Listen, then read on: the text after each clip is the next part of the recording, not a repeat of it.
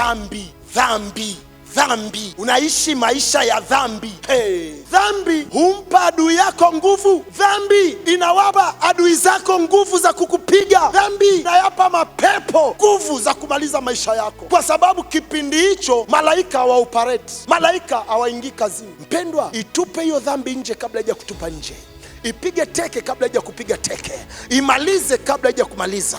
Dhambi is a silent killer, ni muuaji wa polepole. Unaweza ukafikiri unapata raha, unaweza ukafikiri unajirusha. Mpendwa, dhambi haijai kuacha mtu salama.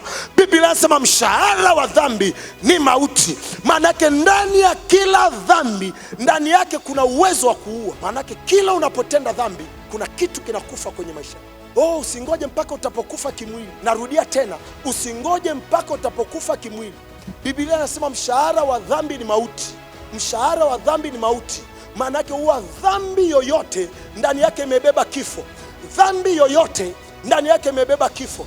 Hata kama unaona hujakufa kimwili, unapotenda dhambi kuna kitu huwa kinakufa kwenye maisha yako. Huwa kuna kitu kinakufa, kwa sababu dhambi lazima iue kitu. Unaweza kushangaa mara inaua passion yako ya kusoma neno, mara inaua uwezo wako wa kuomba. Ulikuwa ni mtu unaweza kuomba vizuri, lakini anzia uangukie kwenye hiyo dhambi, anzia utende hiyo dhambi. Huwezi kuomba tena, huwezi kusoma neno tena, furaha ya wokovu huna tena, kuja kanisani ujisikii tena. Ni nini kimetokea? Ile dhambi imeua kitu ndani. Mara ghafla inaua mpaka uwezo wa kufikiri. Dhambi inauaga mpaka uwezo wa kufikiri. Dhambi inaua mwili, inaua nafsi, inaua roho, na dhambi inazuia malaika.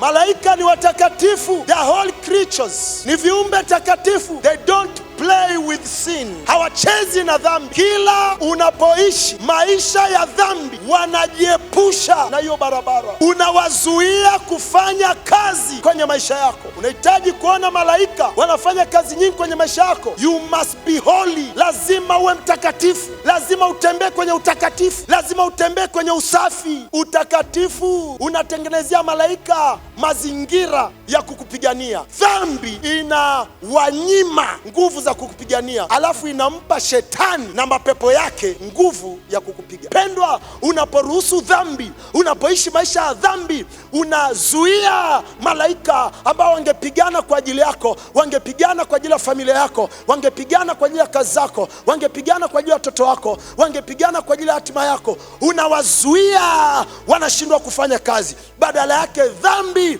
humpa adui yako nguvu ya kukupiga. Nasema dhambi humpa adui yako nguvu ya kukupiga. Sikiliza,